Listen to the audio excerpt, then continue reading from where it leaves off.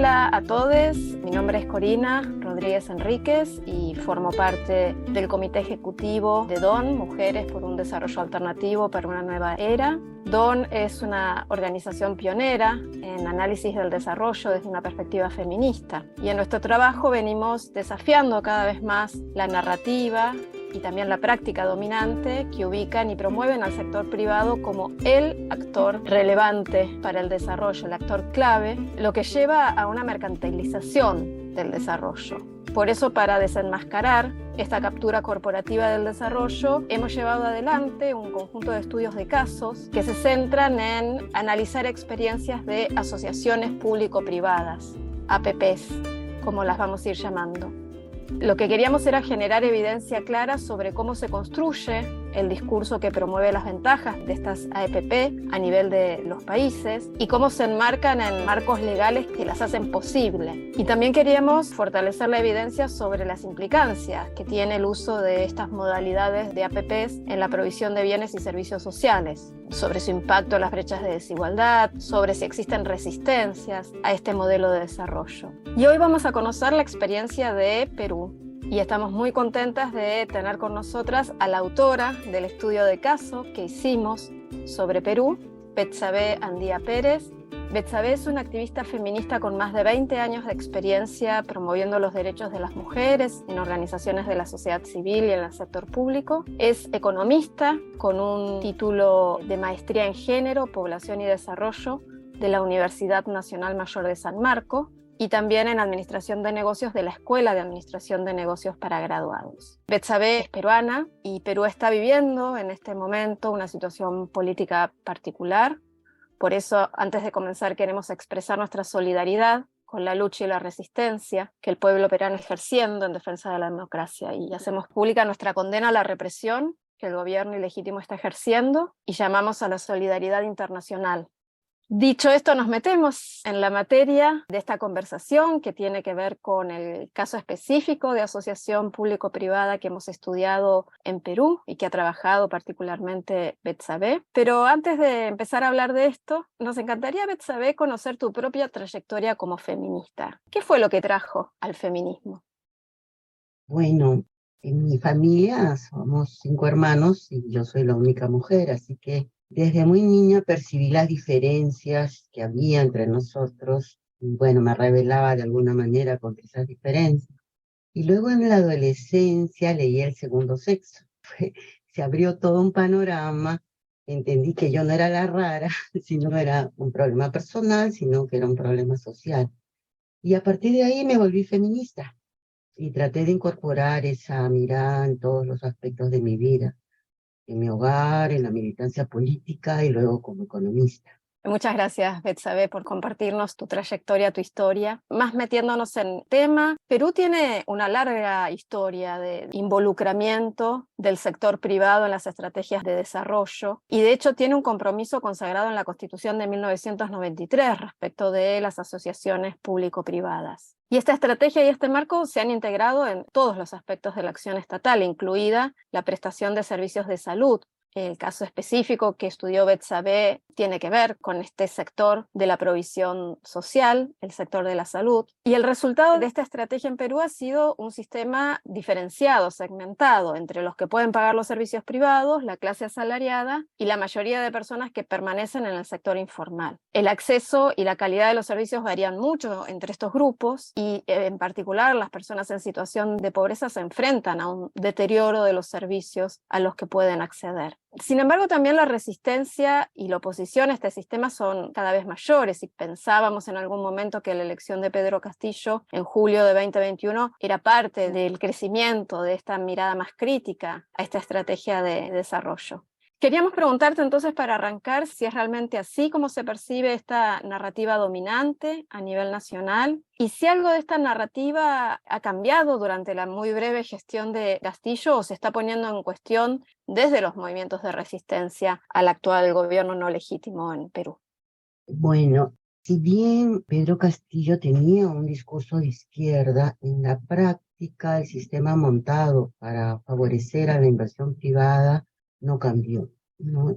Pero esta situación no fue percibida por la población de esa manera, sino que la población percibió que la derecha no lo dejó gobernar y que con su vacancia ahora gobiernan los que no fueron elegidos, ¿no? Y la que funge ahora de presidenta, la población la percibe como una traidora porque cuando hacía las giras por el interior con el presidente Castillo, ella proclamaba que si vacaban a Castillo, ella iba a renunciar, ¿no? Y entonces, esto aunado a que ahora gobierna con el apoyo de la derecha y de los militares, es percibido como una traición por la población. El estudio de caso se realizó antes de que el presidente Castillo ganara las elecciones. Sin embargo, refleja cómo el movimiento social vino resistiendo durante décadas a la privatización de los servicios públicos, denunciando específicamente las diversas estrategias que pretendieron privatizar el Seguro Social de Salud, entre las cuales se consideran a la CPP como un mecanismo de privatización y de tercerización de los servicios. Además, se percibía que tanto la CPP como la tercerización de servicios eran mecanismos que conducían no solo a la privatización de salud, sino que eran focos de corrupción. De alguna manera, con la elección de Castillo, la narrativa de los beneficios de la inversión privada fue cuestionada, digamos, más verbalmente, ¿no? Han quedado en discursos porque no se logró mayores cambios. Yo creo que hay un cambio en la narrativa y que es mucho más fuerte ahora con la insurgencia popular contra que siempre sean los privados los que se llevan todo y cada día más hay más pobres y más pobreza, ¿no? Entonces, creo que ese es un cuestionamiento muy fuerte que hay ahora, ¿no? Bueno, Betsabe, si nos podías resumir muy brevemente Ujú. el caso y contarnos cuáles han sido los principales aprendizajes y también contarnos si ha habido alguna actualización desde que lo Ujú. escribiste hasta ahora, si ha habido algo específico que sucedió durante la pandemia con respecto a esta APP, ya que es del sector de la salud. Bueno, el estudio de caso sintetiza el proceso de privatización del Estado que se implementó desde la década del 90. Dentro de este proceso también se desarrolló un sistema de promoción de las asociaciones público-privadas como solución al déficit de infraestructura en el país. En este proceso se incluyó la reforma de salud, en la que se planteó que la salud es una responsabilidad social que abarca al sector público y al privado. Entonces se planteó como una relación entre ambos de complementariedad, de competencia, entre los servicios estatales, la seguridad social y los privados, para un supuesto mayor acceso y mejor atención a la población. El caso que analizamos es de salud, que es el seguro social de salud de los y las trabajadoras, y que se da bajo un régimen contributivo. Es un organismo público descentralizado adscrito al Ministerio de Trabajo. Es así que esta EPP, la del Hospital Alberto Barton y su centro de atención primaria, pertenecen a una de las redes de salud, la red asistencial Sabogal, que queda en la provincia constitucional del Callao. Bueno, ¿cómo comienza todo esto? Salud aprobó un plan estratégico, pero sin realizar ningún estudio para determinar la conveniencia de utilizar EPPs para las inversiones, dispuso utilizarlas bajo la modalidad de APPs y bajo la modalidad de iniciativa privada. En el Perú hay varias modalidades de APPs. Puede ser por iniciativa pública o privada. Cuando hace esto en salud, solo un consorcio, el BM3 Salud, expresó su interés en participar y desarrolló una propuesta que cumplía con los requisitos. El Salud recibe la propuesta y la declara de interés público y la publica y difunde para que en un plazo de 90 días los interesados puedan presentar sus expresiones de interés para ejecutar el proyecto. Solo el consorcio que fue el que hizo la propuesta, BM3 Salud, se presentó. Es así que en marzo del 2010 se suscribe el contrato entre E-Salud y la empresa Callao Salud SAC. Esta empresa ya estaba formada por 7 empresas españolas. Este contrato tiene un horizonte de 32 años, 2 años de construcción y 30 años de operación. ¿Cuál es el régimen económico que se da?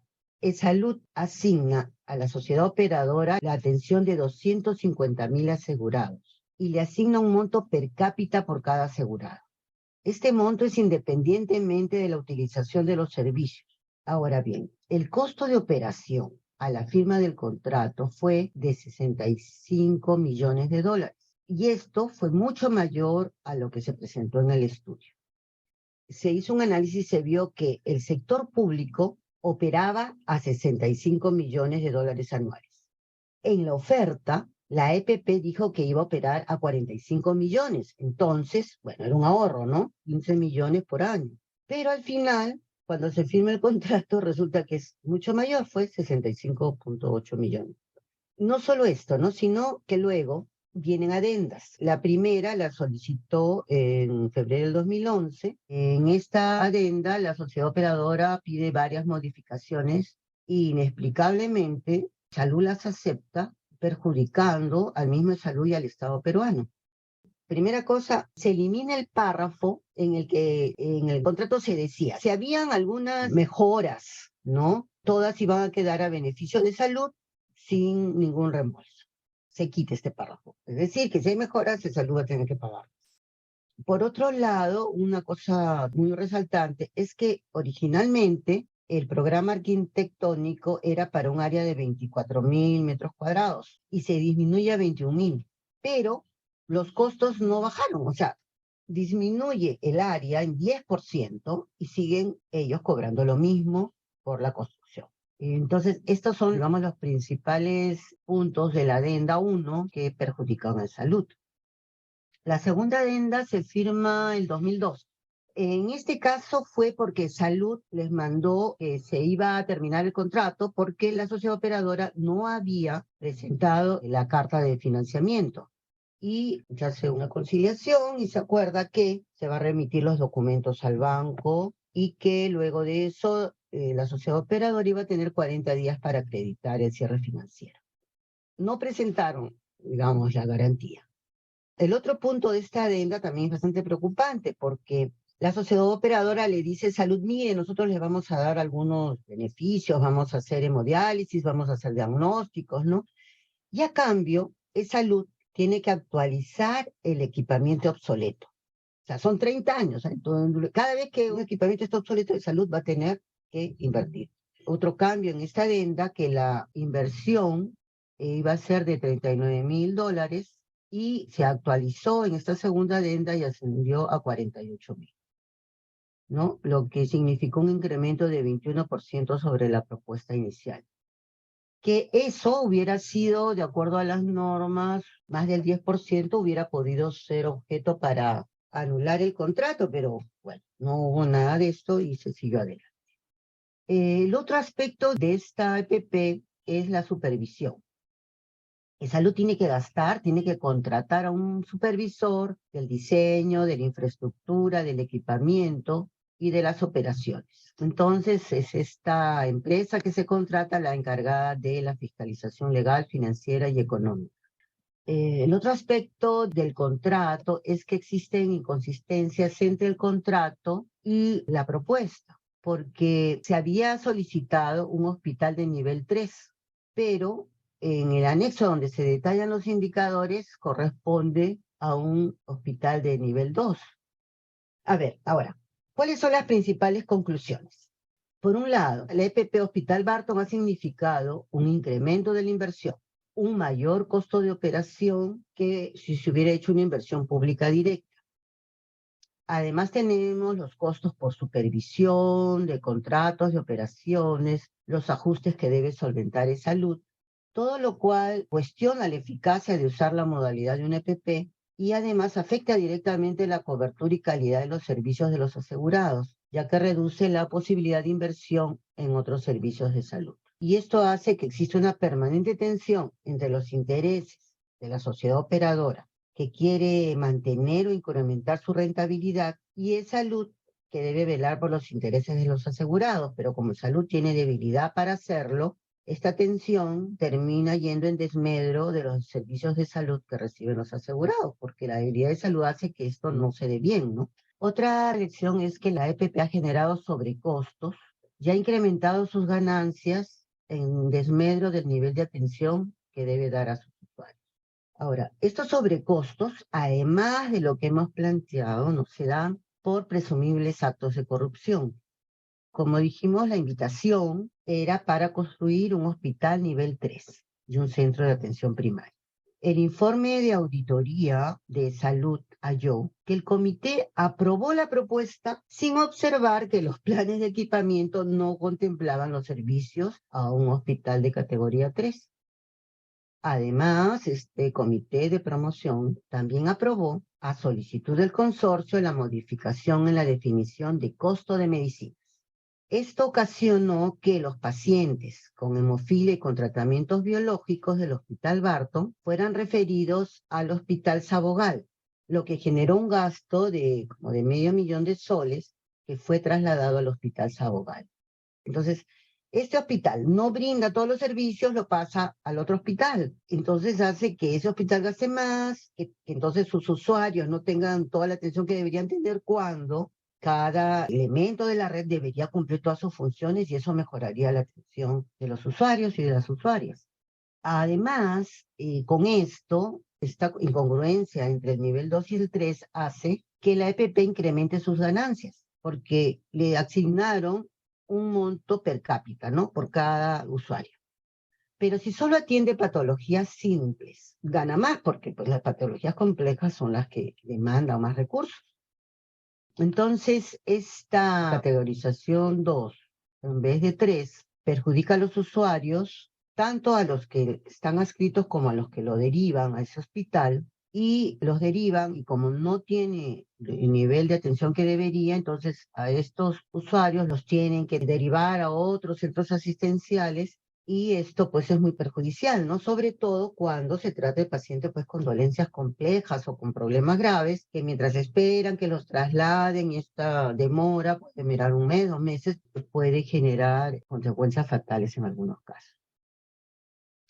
La otra conclusión es que con la EPP no se mejora la cobertura ni se garantiza la calidad de los servicios. Y esto viene desde el inicio, porque en la descripción de las penalidades contractuales no se incluyó el incumplimiento de los indicadores de servicio y estándares mínimos de atención. En el contrato hay vacíos en cuanto a la definición de penalidades, la periodicidad para hacer el seguimiento a los indicadores. Hay indicadores que están mal formulados y pueden ser más bien perjudiciales. Además de la debilidad de los estándares e indicadores, tenemos que la sociedad operadora no ha cumplido las metas establecidas. En el año 2017, la medición de los 40 indicadores arrojó que 15, es decir, el 38%, no llegaban a las metas establecidas. La otra conclusión es que no se han cumplido las normas que regulan los regímenes especiales de trabajo, lo que perjudica a los y las trabajadoras. Se intentó implantar un rol anual compensatorio que atentaba contra el derecho a la jornada continua, no contabilizaba las horas extras, atentaba contra el derecho a las 150 horas semanales de las enfermeras, de los técnicos y auxiliares asistenciales. Y dado que, a pesar de que reclamaron y no les solucionaban el problema, se vieron en la obligación de sindicalizarse y así hacer valer sus derechos. Y estas condiciones pues atentan contra la salud del personal, que en su mayoría son justamente mujeres, ¿no? Generándoles una sobrecarga laboral y también ampliando la brecha salarial. Y por último tenemos el problema de la transparencia. En los portales de salud no se encuentra toda la información que sustente las decisiones tomadas, ni los documentos que permitan el seguimiento de la fase de operación. El otro aspecto de la transparencia es que se modifican las normas, ¿no? Además, al no tener en la web ni las herramientas ni los reportes del supervisor, la sociedad civil no puede hacer seguimiento y monitoreo, porque con esto podría inclusive denunciar y demandar la resolución de un contrato a 30 años, ¿no? Si es que no está cumpliendo. Y todo esto pues genera un ambiente propicio para la corrupción en desmedro de la calidad de los servicios que deben recibir los asegurados. En conclusión, considero que la EPP Barton ha significado un costo mayor que si se hubiera hecho una inversión y gestión pública directa, tanto en el financiamiento de la infraestructura como en el costo de operación de los servicios. La retribución que va a pagar el salud durante 30 años realmente no corresponde a los servicios que la EPP brinda, comprometiendo la inversión en la atención de otros servicios de salud. Me preguntabas también cuál era la situación actual del proyecto. Bueno, el hospital y su centro asistencial siguen en operación, pero no hay más información que la que recopilamos en el estudio. Los últimos indicadores contractuales publicados son de julio a septiembre del 2017. No hay más seguimiento de los indicadores, es increíble. La operadora sí publica una memoria corporativa anual desde el 2014, pero según sus memorias todo va muy bien. Que en la pandemia ellos atendieron y todo. El sindicato denunció la falta de equipos de protección personal y además solicitó que estos se distribuyan sin discriminación. Las mascarillas de mayor calidad se daban a los administrativos y las de menor calidad al personal asistencial. Y también el sindicato denunció la falta de contratación de personal con sueldos dignos y acordes al mercado. Desde que escribió el estudio de caso, bueno, no hay muchas cosas que hayan cambiado. Lo que sí es que la pandemia de COVID expuso, ¿no?, las debilidades que tenía el sistema de salud, ¿no?, la fragmentación y las desigualdades que permitieron que, bueno, la capacidad del gobierno para responder a la crisis sanitaria fuera nula. Y por eso el Perú tuvo una de las tasas más altas de transmisión y mortalidad a nivel mundial. Con el actual gobierno la situación no ha cambiado y se mantiene la estructura institucional para la promoción a la inversión privada. Muchísimas gracias, Betsabe. Sí, has respondido lo que te preguntaba y mucho más. Hay algo que mencionaste y que me gustaría si pudieras profundizar un poquito más, que tiene que ver con los impactos de esta privatización de la gestión del hospital sobre las personas usuarias y sobre las personas que trabajan en el hospital. Y me gustaría si pudieras profundizar un poquito qué implicancias en lo inmediato, de corto plazo, pero también de largo plazo, tiene este tipo de gestión, en el caso específico de este hospital, en relación con el acceso de las mujeres al cuidado de la salud. Y también algo mencionaste, pero si pudieras ampliar, es un sector que tiene, sobre todo en cierto tipo de ocupaciones, una fuerza de trabajo feminizada. Entonces, ¿cuáles han sido los impactos también para las trabajadoras? Y si en alguna medida el movimiento feminista empezó a mirar estos problemas y a incorporarlos en su agenda. Mira, en relación al acceso, el asunto ha estado en los indicadores, en los servicios que brinda la APP, y como decíamos, no ha cumplido sus metas. Entonces esto implica que hay mujeres que no han accedido al servicio, porque justamente cuando se analizan los indicadores, los que no se han cumplido fundamentalmente son los vinculados a salud sexual y reproductiva. Y en el caso de las trabajadoras, bueno, se tuvieron que sindicalizar para hacer valer sus derechos. Hay un conjunto de sindicatos de salud, están bastante fuertes y unidos, y la mayoría pues son mujeres, ¿no? Por el personal de enfermeras, técnicas, etcétera. El movimiento feminista ha trabajado muy de cerca con los sindicatos de enfermeras y, bueno, ha habido cercanía, acciones conjuntas, capacitación. Gracias, Betsabe. Y tomando esto último que comentabas, una de las últimas preguntas que queríamos hacer tiene que ver justamente con los movimientos de resistencia que existen o no en Perú para enfrentar estas iniciativas específicas. En el caso que vos has estudiado y lo has expresado claramente, la resistencia viene dada fundamentalmente por la acción sindical, con coordinación o apoyo de otras organizaciones como el movimiento feminista.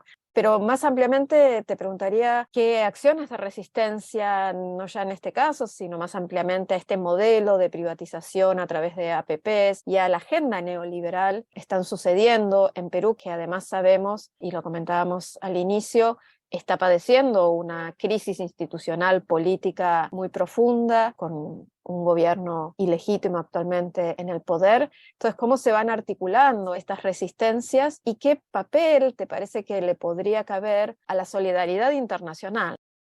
Bueno, el movimiento social que ha surgido desde diciembre del año pasado, ¿no? Estas movilizaciones masivas de una resistencia a la privatización. Creo que ahora ha cobrado más fuerza porque no solo ya es el movimiento sindical, sino que hay una movilización total. Antes era fundamentalmente el movimiento sindical, ¿no? Que ya desde hace varios años, pues el movimiento sindical estaba un poco debilitado, ¿no? Por un lado, porque la informalidad en nuestro país es súper alta, ¿no? El 70% en la zona urbana y 9 de cada 10 trabajadores en la zona rural. Entonces, Esto hace que los sindicatos pues no tengan ya tanta fuerza, pero siempre han persistido en un cuestionamiento al sistema neoliberal. Además, porque se constata que existe una brecha de insumos, de medicamentos, de equipos y de recursos humanos. Y mientras esta brecha existe, pues se paga millonarios, no montos, a estas empresas de la APP. Entonces, creo que esto ha venido gestándose y ahora el movimiento actual es muy fuerte y dentro de sus demandas está cuestionar el sistema neoliberal y creo que la solidaridad internacional debería pues denunciar lo que está pasando porque a pesar de todo esto, ¿no? Y de que hay un sistema montado para favorecer las EPPs, hay, como les he dicho hace un momento, millones programados para invertir. A pesar de todo eso, creo que da esperanzas lo que está sucediendo ahora, ¿no? Porque este estallido social es inédito. Es toda la población que ha sentido este golpe, ¿no? De lo que significa el neoliberalismo y viene del interior del país hacia la capital. No es una peregrinación a la capital para exigir democracia, ¿no? Para que respeten su voto. Y vienen como ciudadanos que demandan una participación política en el país, cosa que nunca se había dado, ¿no? Siempre es curioso por eso que la señora Dina Boluarte diga, qué barbaridad, ¿por qué no piden agua, salud, luz? ¿Por qué piden están haciendo demandas políticas? Sí, pues porque son ciudadanos.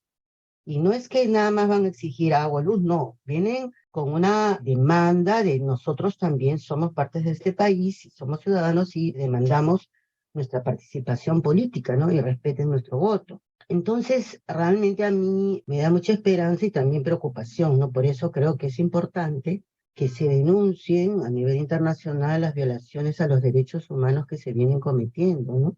Esta dictadura cívico-militar, presidida por la señora Boluarte, está haciendo detenciones arbitrarias, torturas, criminalización de la protesta, represión indiscriminada a marchas pacíficas. Este movimiento es de solidaridad, y no es solo solidaridad, sino que descubre los elementos más profundos de la cultura milenaria peruana.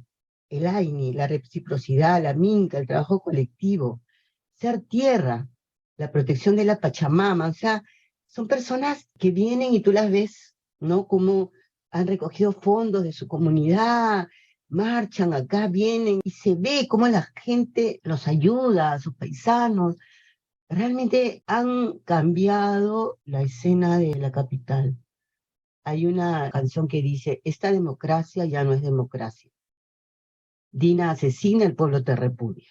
Es un cuestionamiento total al sistema neoliberal y lo contraponen no con un discurso, sino con una vivencia y con una cultura milenaria que dice que no es el sálvese quien pueda del sistema neoliberal, sino que esta cultura se basa pues en la reciprocidad, en el trabajo colectivo y en la protección a la Pachamama.